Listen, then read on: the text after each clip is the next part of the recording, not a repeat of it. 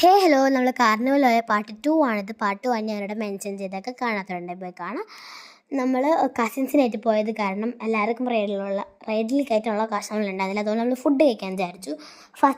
First കഴിച്ച food part 1 second കഴിച്ച food ഇതാണ്. ഇതെന്ന് വെച്ചാൽ ഒരു വെജിറ്റബിൾസും കടലയും എന്തോ ക്യാബേജൊക്കെ വെച്ചിട്ടുള്ളൊരു സംഭവമായിരുന്നു. അതിൻ്റെ മേലെ സോസ് ഒഴിക്കുന്നു, പിന്നെ എന്തോ ഒരു പൗഡർ ഇടുന്നു, എന്നിട്ട് നമുക്ക് തരുന്നു. ഇതിന് 50 രൂപ എങ്ങാണ്ടായിരുന്നു.